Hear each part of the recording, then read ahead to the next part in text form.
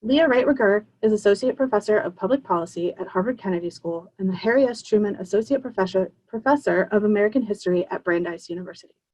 As a trained political historian, her scholarship and research expertise include 20th century United States political and social history, modern African American history with an emphasis on race and political ideology, American presidential elections, policies and civil rights movements, and protests and civil unrest in the United States.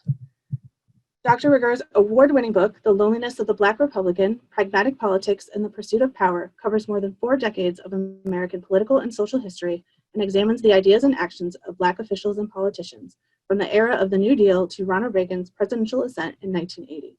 Currently, she is working on a book manuscript, Morning in America, Black Men and Women in a White House, that documents critical transformations in American politics and corporate America in the 1980s and 90s, including many of the same issues that plague political institutions and corporate America today. At both the Harvard Kennedy School and Brandeis University, Dr. Rigueur leads the Race in American Politics Initiative, a multidisciplinary series of seminars and roundtables addressing the most pressing issues in race in American politics. Dr. Rigueur is an ABC News contributor, and her writing, research, and commentary has been featured in media outlets, including MSNBC, CNN, CBS News, PBS, NPR, The New York Times, Washington Post, C-SPAN, The Atlantic, 538, Daily Beast, Associated Press, New Republic, The Root, Al Jazeera English, BBC Radio, Vox, Politico, The New Yorker, Slate, Sirius XM Radio, BuzzFeed News, Weekly Standard, Washington Times, Choice, MTV News, HuffPost, Vogue, TV One News, Fortune Magazine, A&E Networks, The History Channel, and Showtime. In 2018, she helped cover the midterm elections from MSNBC and Al Jazeera, and covered the US presidential election for Al Jazeera in 2016. She holds a PhD in history from Princeton University and a BA in history from Dartmouth College. Leah, thank you so much for spending some time with us today on this important topic. Over to you. Thank you so much, Erica, for that really generous introduction. And I have to say, it's a pleasure to be here with everyone today. I can't see everyone's faces, but if I could, I'm sure I'd be very excited to interact with you. I am excited, however, that I get this opportunity to interact with you through this webinar feature. And what I really want to do, actually give us kind of a snapshot of where we are in this moment, particularly in our nation. And essentially, I want to walk us through our nation in crisis.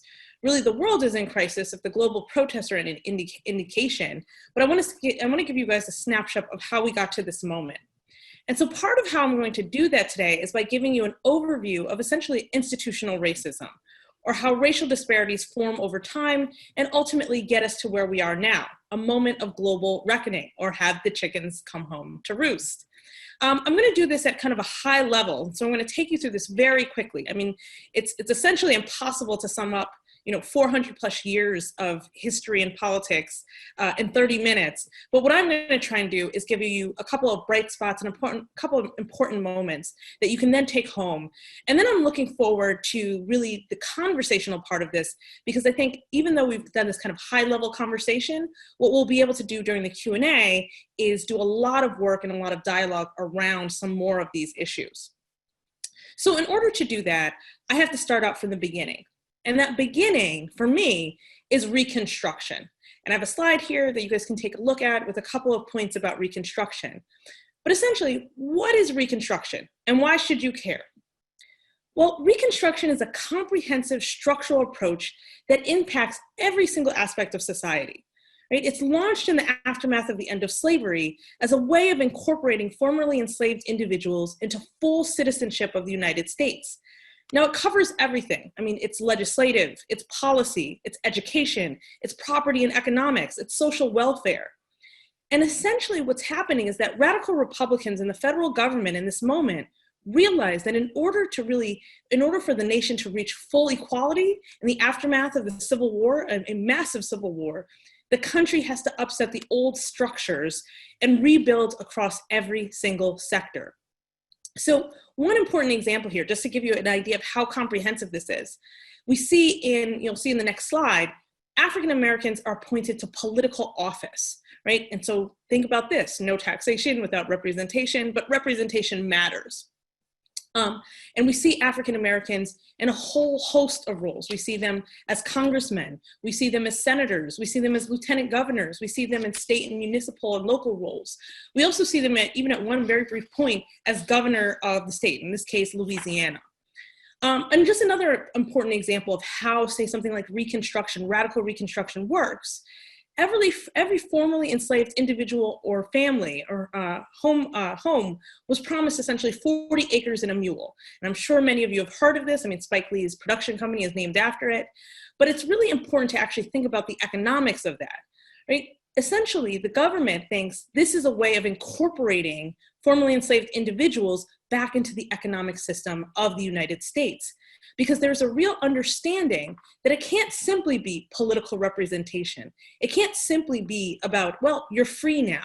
It also has to be about the economic impact of these individuals and making these people real full citizens of the United States. And so economics and property is an important part of that. And we might think too, especially, we've seen this play out in the last 20 years or so really, but home ownership and land is really an important function of American citizenship. It is intimately connected to the idea of the American project. So what I want us to think about, we've thought about this radical, comprehensive system, structural system called Reconstruction. But I want us to think about, why does Reconstruction fail? Because that failure is just as important as the launch of Reconstruction. And I'm going to come back to that at the end of the presentation. But for now, I want us to think about the failure of Reconstruction. Now, Reconstruction fails because of a very conscious decision to abandon the comprehensive structural initiative. And we call that, historians like to call that the Compromise of 1877, or essentially a corrupt bargain between two presidential candidates. Democratic candidate agrees to let the race go, right? I'm not going to contest the race, on the condition that the Republican candidate withdraw all federal troops from the South, the area where most African Americans are concentrated. So in essence, what that does is it leaves African Americans and the promise of Reconstruction without enforcement, without protection. So the structures upholding this critical rebuilding of America are consciously and deliberately removed. So what happens? Well, in that moment, everything is gone. And that's where we get this kind of great phrase, you may have heard it, we were 8 years in power. Ta-Nehisi Coates uses it for his book about the Obama administration, but it's actually a quote that's taken from the Black politicians of the South under the Reconstruction era. We were 8 years in power, right? In a second, in an instant, everything is gone.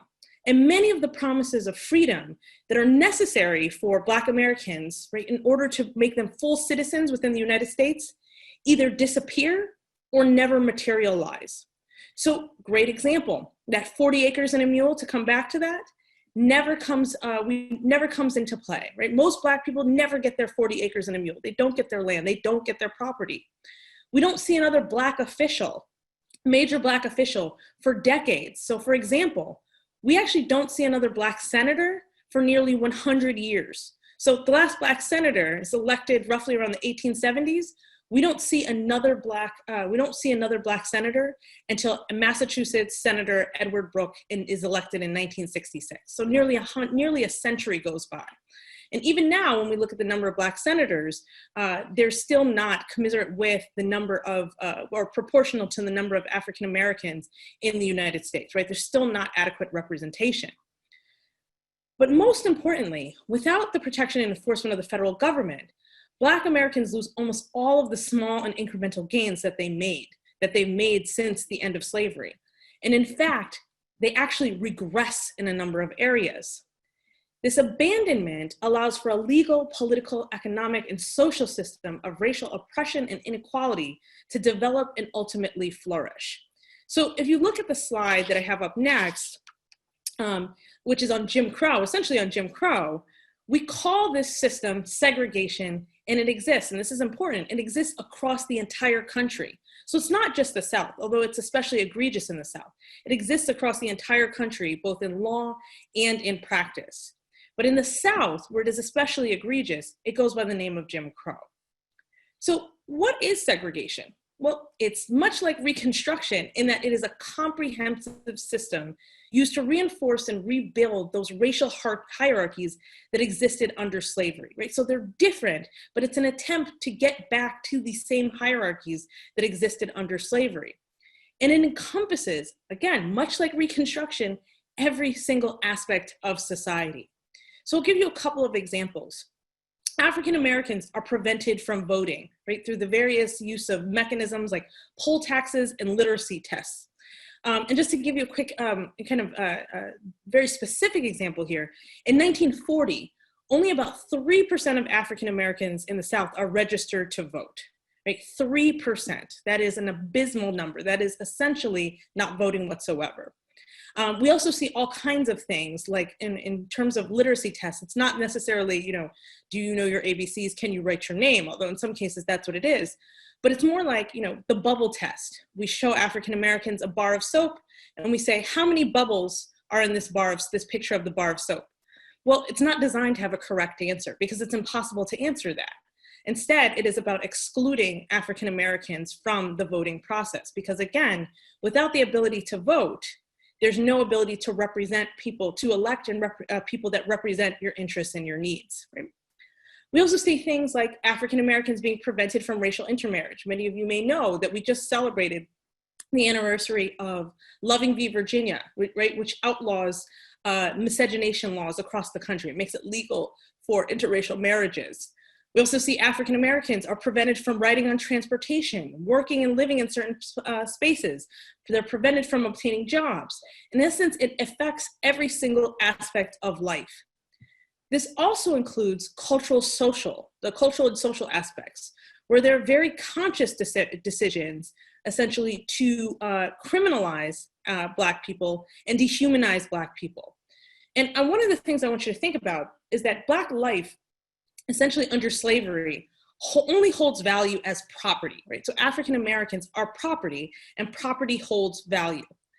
In the aftermath of slavery, Black free life doesn't even have that value. So what we end up seeing is an attempt to constantly dehumanize African Americans. And we see this through things like propaganda. We see this through things like manuals on racial creed and racial codes, but we even see it through things like cartoons, right? So cultural implications, where we see things like blackface, or where we see things like, you guys may know the kind of Jim Crow memorabilia that is really popular in collectors and antique circles. But all of that is designed to dehumanize and remind Black people of their place in the social and racial hierarchy. So how is something like Jim Crow and segregation enforced? Well, the first area is through policing.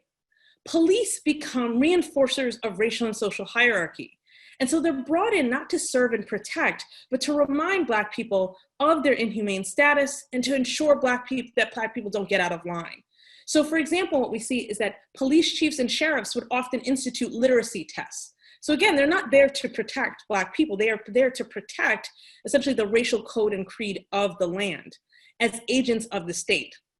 We also see, how is this enforced? We also see it enforced through domestic terrorism or racial violence, especially through lynching. So lynching is this savage act, right? But it's also a ritualistic community act that everyone within the community participates in. That means the murder, dismemberment, torture of African Americans. Now, between the end of Reconstruction and roughly 1968, there are on average 3 to 4 lynchings of Black people per week. And I have to repeat that statistic because it's really important. 3 to 4 lynchings of Black people per week across the country. It's particularly concentrated in the South. Lynchings are motivated by social and economic transgressions. And there's a very famous, some of you may have heard of her, but there's a very famous journalist and activist, Ida B. Wells, who extensively documents the rationales for lynchings. And one of the things that she finds is that essentially people could be lynched for anything. It's often reserved, though, and this is one of the things that she finds, it's often reserved for African Americans who've achieved too much as a way of reminding the community to keep them in line. Now, another way of reinforcing these ideas of racial hierarchies is through racial massacres. And so you'll see, I have a slide, just a very quick slide, documenting some of the racial massacres that happened throughout the United States. And you'll see, I've just selected a couple few because I think those are the ones that are most poignant. I highly encourage you to go back and take a look at take a look at some of these racial massacres. But there's one that I really want to highlight, and that's the next slide, which is Black Wall Street. I really want to highlight Black Wall Street because it's a thriving Black neighborhood in Tulsa, Oklahoma. It's one of the wealthiest Black spaces in the nation that has managed to really succeed in spite of segregation.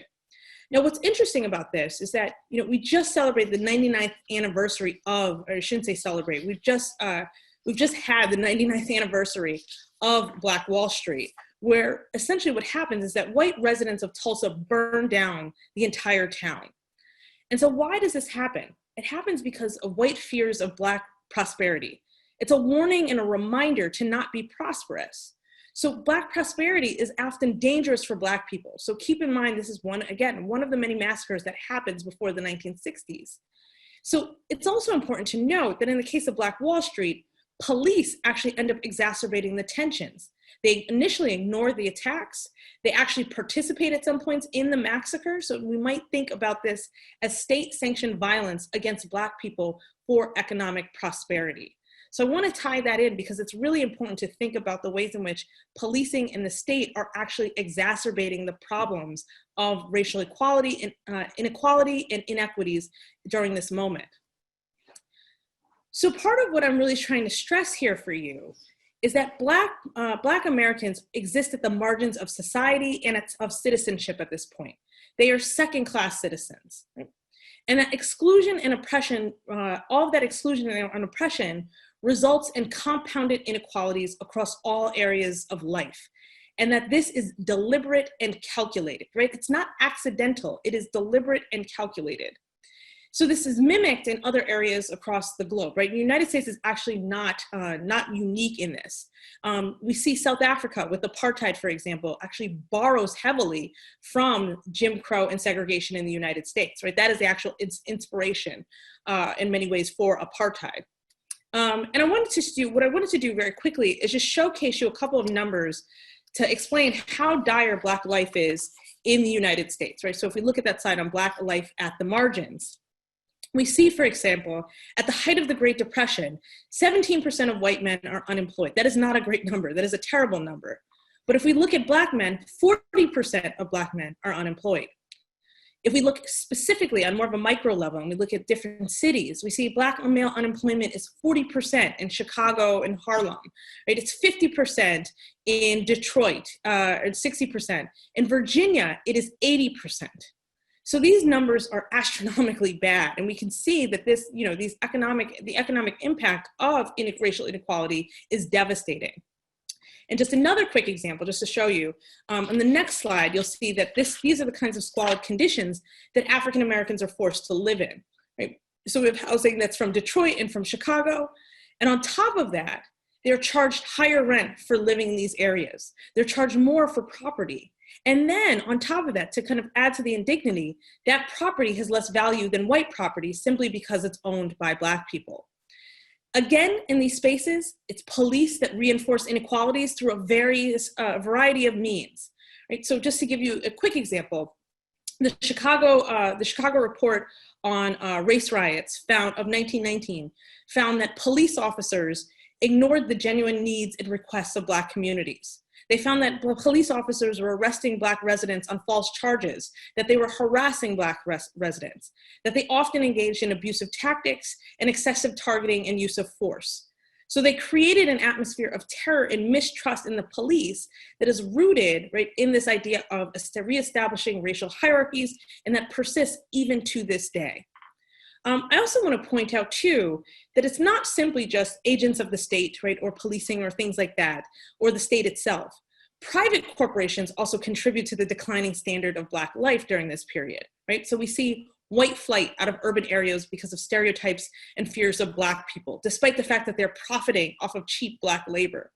We also see that medical industries exacerbate health mortality rates of Black people, refusing to treat Black people, believing Black people are not human, carrying out experimentation on Black subjects. We can think of the Tuskegee experiment, where Black men are deliberately injected without their knowledge with syphilis, so that doctors can study the results on these Black men and their extended families. Right? All of this works together to create poor and alarming mortality rates for these communities that persist even to these days. The other thing, though, that I want to point out is that it's not simply, again, not simply individuals on kind of, an individualistic level, but also that the role of the federal government is really important here. The federal government under Reconstruction provides protection and enforcement, but beyond Reconstruction, it oftentimes exacerbates racial inequalities deliberately, right? Not just accidentally, again, deliberately. So if you take a look at the next slide, you'll see I have up here a couple of ideas about redlining. And I'm not gonna go too in depth on redlining. If anybody has questions, I'm happy to discuss it during the Q&A. But one of the things that we see with redlining, particularly with the passage of the Federal Housing Act, is that Black property is viewed as less than, right? So that's coming down from the federal government. And it concludes that racial minorities are actually negative, right? They have a negative impact on African-American, housing properties. So they use the language of racism within the actual law and the manuals and the organization itself. So African-Americans don't get mortgages at the same time, at the same level that white families do. They don't get loans at the same rate. They don't get interest rates at the same level that white families do. All of this ends up having a huge economic benefit and economic impact on African Americans, compounded over time. I'll just give you another really quick example. The GI Bill, which is passed after World War II, which affords huge economic benefits to servicemen and women, right? And we can think about all of the different, right? It allows them to go to colleges. It allows them to go to professional schools. It allows them to buy homes, things like that. African Americans, by and large, are excluded from the GI Bill. When they are included, they are much more limited in what they can do. So whereas, a white participant in the GI Bill may have 600 colleges or programs to choose from, African Americans that participate in it have roughly 50 to 100 that they can choose from. And even then, it's a difficult passage. So I want to be clear that there are federal policies that benefit African Americans, particularly during this period, like many of the programs of the New Deal. But it's also particularly damaging that the federal government actively discriminates and excludes African Americans from its most economically beneficial programs, while simultaneously ignoring the plight of Black people and oftentimes reinforcing the violent harm that happens on the ground. This is what we mean by institutional or structural racism, right? So this brings me to the kind of consequences of this larger institutional racism, which, by the way, is still continuing on and on. It builds on itself. It's essentially racism without actual racists. But it leads to something that we might call as the rise of urban rebellion, or you guys will see in the next slide, it's why riot, right? Why engage in, rebellion or riot during this period? Well, by the 1960s, we're seeing a sea change of action happening, thanks in large part to the civil rights protests and movements sweeping the nation. But we're also seeing the rise of rebellion and riots, which may feel very familiar to you right now, may feel really salient. Between 1963 and roughly 1971, over 750 riots happened across every single major city in the United States. And what we have to realize here is that the rise of riots during this period comes from the fact that civil rights legislation is too little too late. Right? People are reacting to institutional and structural racism that is embedded in their life experience, right? So in short, Black people are arguing that the country has failed them in every aspect. That triggers protests and riots and rebellions, right? So I just want to give you an example. 1965 Voting Rights Act, which is the most comprehensive piece of legislation that the nation had ever seen, right? And particularly in response to disenfranchisement, and dramatically changes the number of African Americans that can vote. Less than 2 weeks after the passage of that Voting Rights Act, the Watts riots erupt in California, right? And so people say, well, why would this happen? Why would this happen immediately after the passage of this comprehensive civil rights bill that civil rights activists fought for, that people have come together to really support? And the real reason is the people of Watts, right, argue that this doesn't affect us. We have to deal with inequality. We have to deal with police brutality. We have to deal with segregation. We are dealing with unequal conditions where we live, where we work, where we go to school, where we buy groceries. And so we're seeing all of this and essentially saying our life chances are going down while the rest of the country seems to be going up. And that's what sparks the rebellion. I also want to point out that there's a very salient and very important report that comes out during this moment, the 1968 Kerner Report. And the Kerner Report, which is the study of national disorder and all of these riots, and it finds something that actually still holds true to this day. If you look at any study of riot or rebellion, the final reports look almost identical to the Kerner Commission report. It finds that the nation is moving towards two societies, one Black, one white, separate and unequal. And so they argue that the solution to this is a commitment to national action, social justice, and strong economic resources.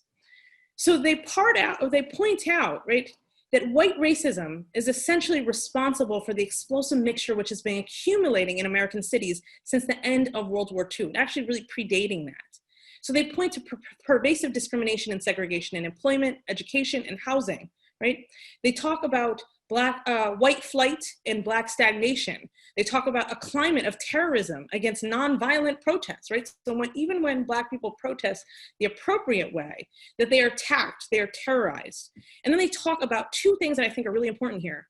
The frustration of the powerless, right? So the frustration of people who are on the ground, who are experiencing these things. And then also the role of the police as a symbol of white power, white racism, white repression, and enforcement.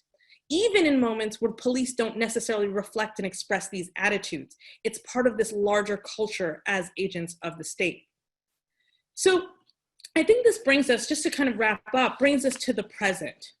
All of this background is really relevant to our present day understanding of racism and inequality that is built into systems, structures, and institutions that ultimately lead to inequities. So it's not simply about individual bad apples. We're all affected by it, so we can't simply suggest that it's on, say, Black people just to fix their own situation, or that it's simply about one individual acting in a particularly racist manner, right? It's not about the guy who wears the KKK hood and burns a cross, but instead, how do these institutional inequities get compounded into the system? And then how do we solve for that? That is what's producing riot. That's what's producing rebellion. And so in the present, right, despite significant reforms that take place in the 1960s, 70s, and even into the 1980s, what we ultimately find is that Black progress is fragile. Black people continue to face marginalization and exclusion. And so I'm going to argue something here that I think is pretty important for us to understand, particularly as we start thinking about solutions. The actual progress of a select few Black people, coupled with visible forms of racism like the KKK, gives a mistaken impression that racism has ended and Black Americans have reached full equality. But nothing could be further from the truth, particularly right now. The ghosts and consequences of historical discriminatory practices continue to live on and cause widespread harm in the present. So essentially, we look at the success of people like Robert Smith or Oprah Winfrey or even Michael Jordan, and we say, well, look how well they've done, or even Barack Obama. But what that ultimately ends up doing is masking or obscuring how poorly the rest of the community and the rest of essentially the race is doing in this moment. And so what we see, and I've pointed out a couple slides that I think you guys may find interesting. The first slide is on the problem. It starts off with the problem of the 20th century is the problem of the color line, which is its quote by W.E.B. Du Bois. But I think some of these numbers may be really interesting to you, right? So 22% of African Americans, for example, live below the poverty line in 2018 versus 9% of white people, right? 32% of Black children live below the poverty line compared to 11% of white children, right? So what we see are these, again, these economic inequities that are built into the very system that we're looking at, right? We also see things like Black home ownership is more vulnerable to the volatility of housing markets and foreclosures because they're more likely to give it high-risk mortgages. So we still see those kind of long-term implications of, say, federal housing policy from the 1930s and 1940s. Right? I'll just give you another quick example. White households, and this one always sticks out to me, white households with a college degree have almost $270,000 in wealth versus Black households that look almost identical in terms of college degree and education. Those households only have $70,000 worth of wealth. So there's still these huge gaps that are really, really important in thinking about these inequalities. So if you'll just turn to the next slide, which is about economics and the wealth gap. I've got a couple of different ideas on here for you guys to take a look at and just kind of just have a more comprehensive view. But what I want to point out is that the protests that we're seeing right now, the rebellions, even the riots, are a direct result of all of these continuing inequities and inequalities.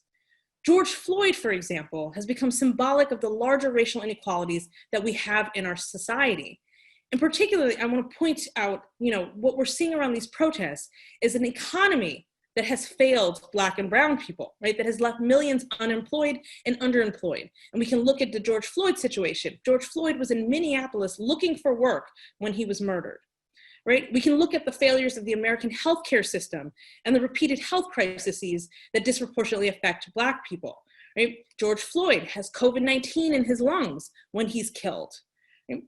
We can also look at, and I know this is a sensitive area coming from a policy school perspective, but this is also about the historical and continuing failures of public policy, public officials, public institutions, agents of the state like police in the lives of Black people. We have essentially failed them with the kind of solutions, ideas, and responses that we've given out in the midst of these crises. So this is why George Floyd becomes symbolic of a movement. His death picks up these trends that we've literally seen for 400 plus years, right? So this is why we see people marching in the street for now going on 6-7 weeks, over 450 protests. They're now calling these Black Lives Matter protests the largest protest movement that the world has ever seen, right? That is incredible. So this is where that energy is coming from, and this is what it's built on. So I just want to end with a final slide by pointing out that this is not simply just about poor and working class African Americans or the schism between that and the Black-white various gaps, right, inequity gaps. That even in, say, private sector or areas where we would expect African Americans to be able to make up those gaps, that even Black people in the business world find themselves facing these disparities. And I think this is across institutions. We could also point to, say, Harvard as a good example of this. There was a 2019 study by the Executive Leadership Council and the Korn Ferry Institute that shows that across various industries, Black leaders face extra obstacles triggered by institutional racism and inequities, right? And so I think one of the things I want to point out, you see that we're actually regressing in those areas too, these areas where we expect African Americans to be succeeding, we're actually regressing. We're actually worse off than we were 12 years ago, 20 years ago. So for example, we used to have more than 7 to 10 Black CEOs of Fortune 500 companies. Now we're down to 0.3%, right? Less than one Black CEO of Fortune 500 companies. And we see that across, say, C-suites. We see that across managerial roles. We see that across potential. We also see it in the number of faculty members at educational institutions of higher education, including Harvard University. So part of what I'm trying to point out is that this is a comprehensive issue and situation. So the last thing that I'll say here is to talk about what are some actionable items, because I think it's good to leave you with some things before we jump into the Q&A, with a couple of things that you can do, that you can specifically do to begin to move the needle on these issues. And the first one is thinking about actionable, thinking about what we call setting specific goals, right? Or essentially, what can we do in this moment, right, in terms of helping immediately, right? Rather than just kind of sitting and thinking and sitting around and thinking about it. Well, you can do things like you can donate to bailout funds, you can vote, you can protest, you can engage in advocacy work. So there are actual hands-on things, concrete things that you can do. And you do that through specific goal settings and identifying an issue through which you want to rally around. The second thing I like to say is enrichment and education. So that's one of the reasons why I'm really excited about this webinar, is because that's exactly it. You are enriching yourself, you're educating yourself, but it's also about enriching and educating the people around you. And then, of course, listening to people on the ground who've been doing this work for decades. There are a lot of them. There are quite a few of them who've been doing this work. And so the last part of kind of education and enrichment is really thinking about expanding the possibilities of what you are open to. So thinking creatively and imaginatively around these various issues in order to move forward and think about what are some kind of structural or institutional solutions to long-term structural inequalities and racism, right?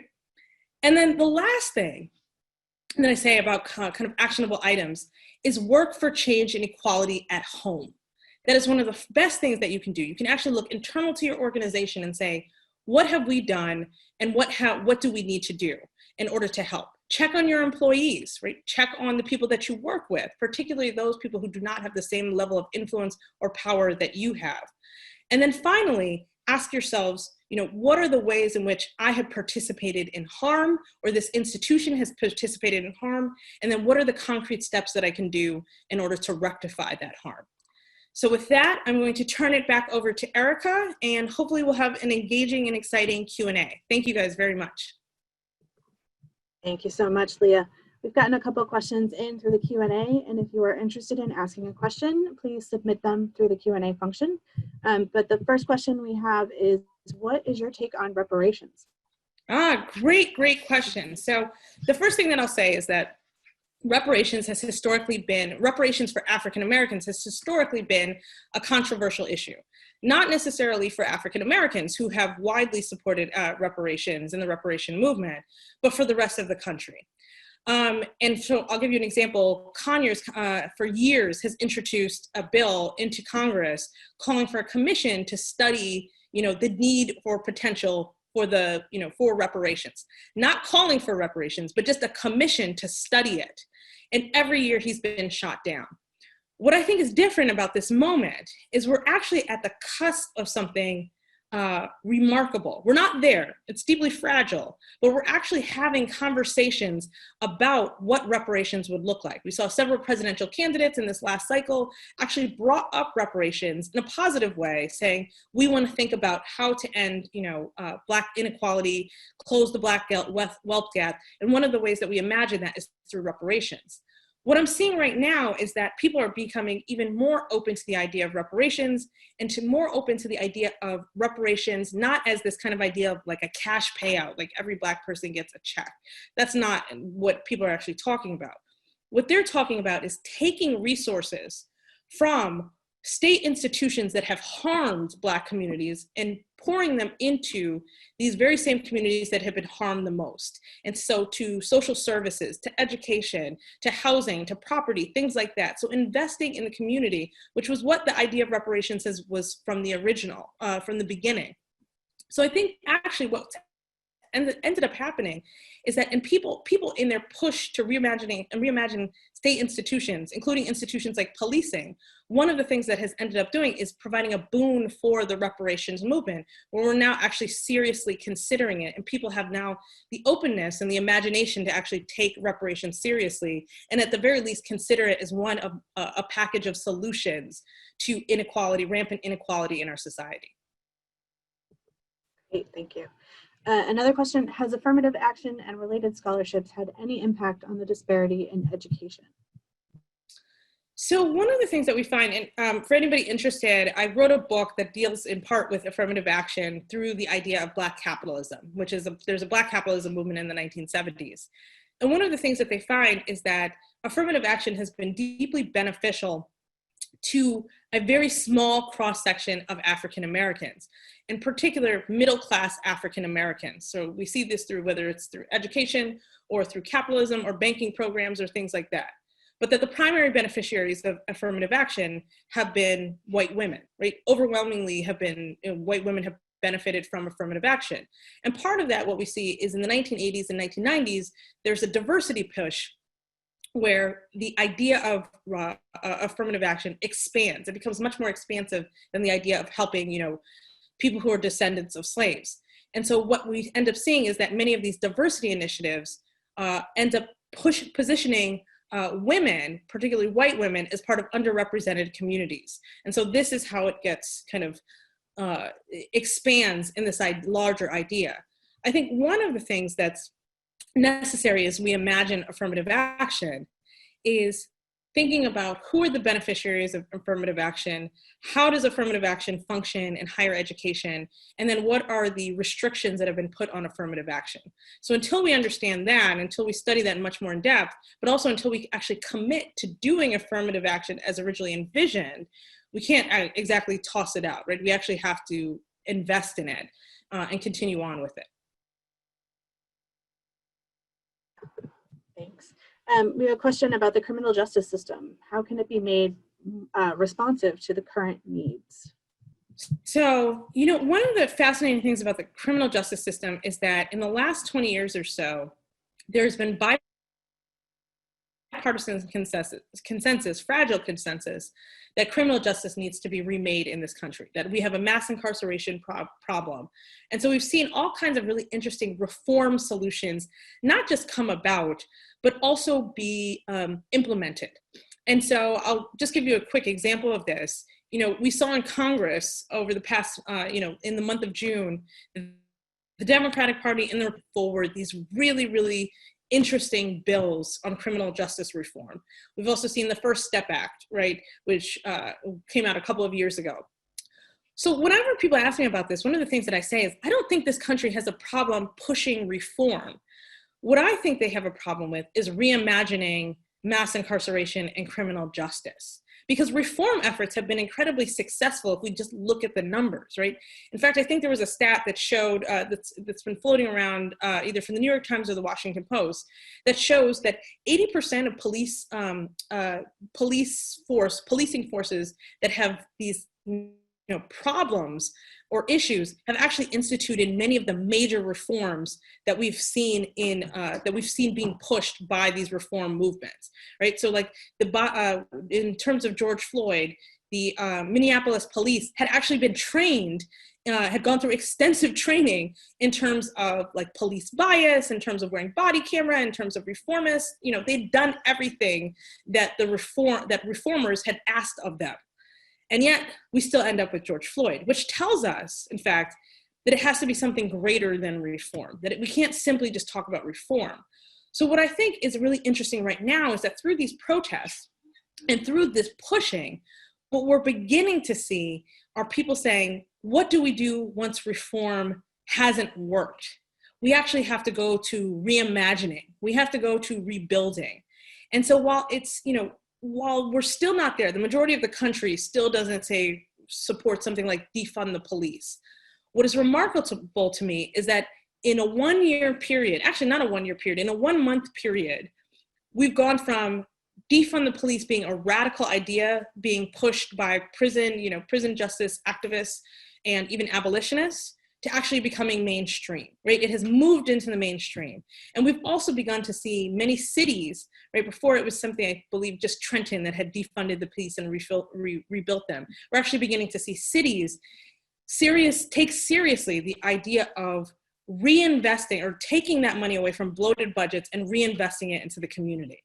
And so I think that's where a lot of potential lies. Not necessarily in this, and I think it's perfectly fine to say, I don't really understand defund the police. I really want to, it makes me nervous. I need time to think about it. That's a perfectly fine position to have. What is very interesting to me, though, is that people are, even as they hold that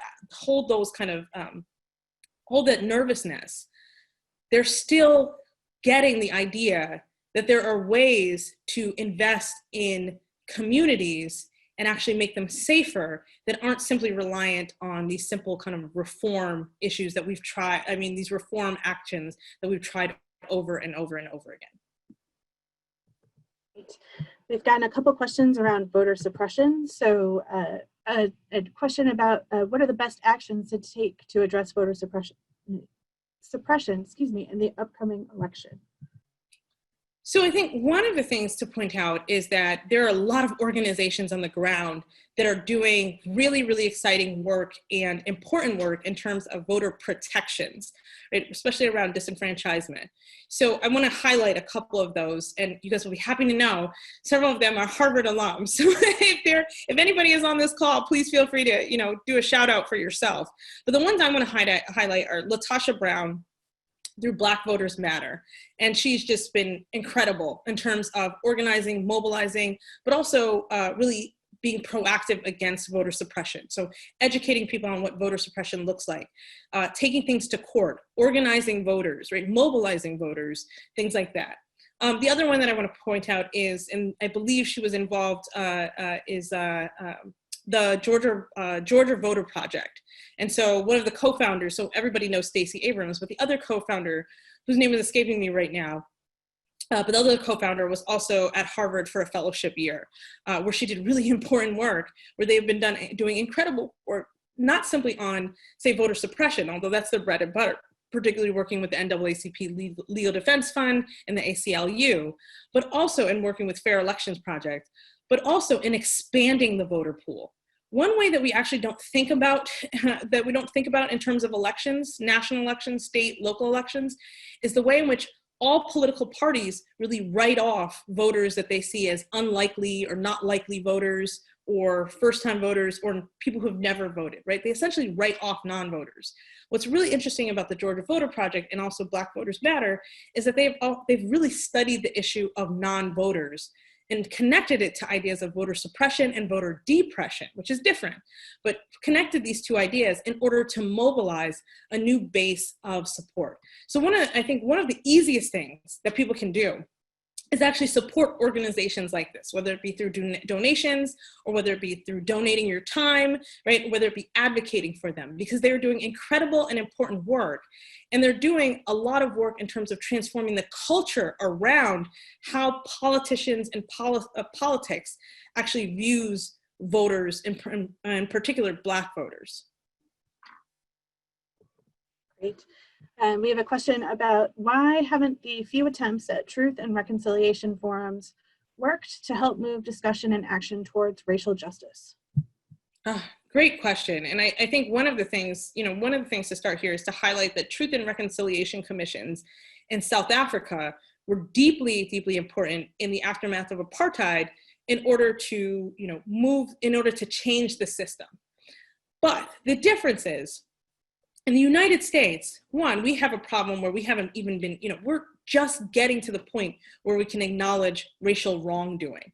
Right? In the Truth and Reconciliation Commission, it was quite literally in South Africa, I sit here and I point to the person who has done me harm and say, you did me harm, and you need to acknowledge that harm. We haven't even had that in the United States because we haven't been able to have that conversation. We are just now getting to that point. The other thing is, many of these commissions have lacked teeth, right? They're essentially, there's a large body of literature on the ways in which presidential commissions, congressional commissions, oftentimes are symbolic because they lack teeth. They're a way to essentially shut people up. They say, look, we had a commission, we did interviews, we did hearings, all of this stuff, now it's done. When you lack teeth and when you don't actually put anything concrete behind the action, then it doesn't actually accomplish very much, aside from giving us, as a historian, giving us a great database to comb through. But it doesn't actually change anything in structurally or institutionally within society. One of the reasons why South Africa's Truth and Reconciliation Committee was fundamentally different is that they actually put teeth behind it. When Mandela becomes president, he says, we have to make these structural changes and these institutional changes to right the wrongs of inequality and of apartheid. The United States has not done that. So any Truth and Reconciliation Commission that is going to be successful is actually going to have concrete action and decision-making behind it. So it's not simply people expressing their feelings or saying, you did wrong, you did me wrong. There actually has to be either legislative decision-making or some kind of executive decision-making that rectifies those past wrongs. Great. We've gotten a couple questions about school curriculums, which I think we know are lacking in this area. So how can we shape school curriculums in a way that reflects all of these factors and then, help move things forward? One of the best things that you can do, and that this is something that like ordinary everyday people who say, I'm not a politician, but enough is enough, you can run for your local school board. In cities across and states across the nation, school boards have an inordinate amount of power, including in some areas, the power to determine what goes into textbooks, what school curriculum looks like, et cetera, et cetera, et cetera. And so I think that's one of the most, one of I had a group of students at the Kennedy School who did a fantastic presentation on a state that had essentially banned ethnic studies through the school board. And one of the things that they found is that actually flipping the school board would have allowed the state to actually change the parameters around textbooks, around curriculum, around what students are actually learning. So I think being involved, in the school board, whether it be in an appointed position, in an elected position, whether it be one of the kind of, angry mob of people who come to every single meeting, is one of the most effective things that you can do in order to determine curriculum in elementary and secondary school education. And it's deeply important that we do that, because one of the ways that we see change within this country is through the education that our children are getting, particularly in public schooling.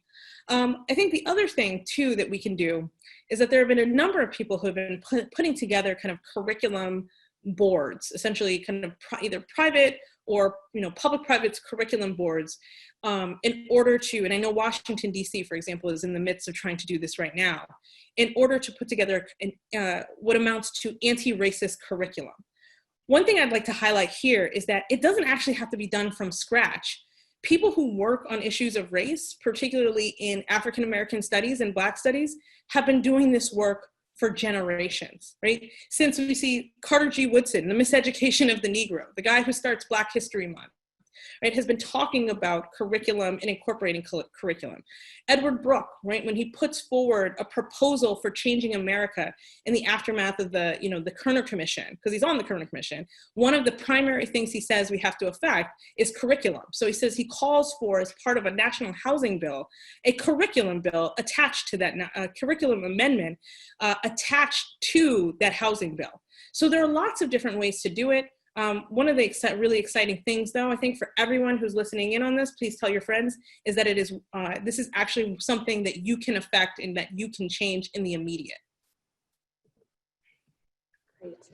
We had a question about what advances for equality have occurred in more recent years, including during the Obama administration, and has any measurable progress been made? So it'd be completely dishonest of me to say that no progress has been made in, this last half century. I think one of the remarkable things is that despite the continued kind of regressions, or despite the kind of roadblockers, that African Americans have continued to progress. They have moved forward. One of the areas where we've seen a lot of progress has been in education, particularly higher education. So the number of Black students, Black women who go to college is now equal to or more than the rest of the country, right? Black women are highly, highly educated. But what ends up happening, and I think, one of the things that we can also point to is that through the Obama administration, there were a number of acts and actions that actually contributed to this forward momentum.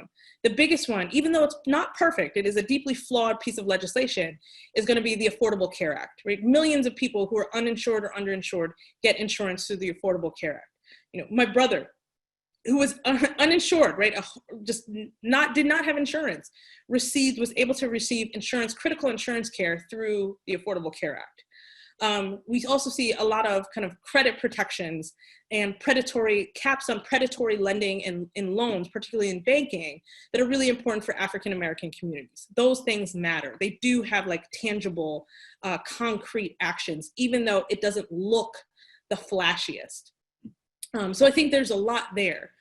But one of the other things that we see is that foreign momentum actually opens up a whole new host of issues that no one could have planned for. So in the case of, say, education, and education being seen as the great equalizer, it turns out that college is not the great equalizer because other aspects of college education are deeply racialized and rooted in racial inequities. So African Americans who go to college and finish college actually take on higher levels of debt than their white peers and counterparts, even when we correct for economic inequities, right? So a Black person and a white person from the same background, the Black person is going to take on far, far, far, far more debt. And in fact, that debt prevents them from moving in ways that, say, their white counterpart might. On top of that, they have a much harder time moving into the workforce, right? So they are not getting the same kinds of jobs that their white counterparts are, so they can't actually pay back their loans in the same way that, say, their white peers are. And so there are a whole host, and I in the resource list that you guys are going to get from Executive Education, you'll see there's an article that I've written on there about the state of Black citizenship, past and present. And one of the things that we talk through is we've made all of this really fragile progress, but it's also introduced all kinds of new issues that are still rooted in structural and institutional discrimination, this like longer history in the ghosts of discrimination. And one last question. So as the nation's demographics progress towards majority-minority status, do you see resistance to racial equality becoming more entrenched? So I will say this, it's going to be a long, hot summer. And so the idea that we would see, say, the protests or the rebellions or even some of the riots die down, you should get that out of the way because it's going to continue. It's going to continue in some way, shape, or form. Even if media decides that it's no longer interested in this narrative, it's going to continue. I think one of the things that we'll continue to see is this kind of incremental, gradual change, progress. And then what we will see is backlash. And so one of the things I like to point out is that demographics isn't destiny. Right?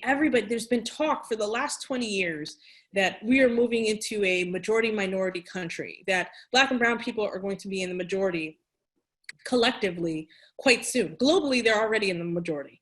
But within the United States, what I would point out is that that is going to trigger, and it's already triggering, a massive backlash in and of itself. Right? And we see this in rhetoric, we see this in politics, we see it in every aspect of society. What I am, because I want to leave you guys with something optimistic, what I am deeply optimistic about is the actual potential that we're seeing right now, right? In the midst of a global pandemic, people have come together in the largest mass movement since the Garvey movement of the 1920s in a push against systemic inequality. So there is really the potential for it's fragile potential, but the potential for transformative change.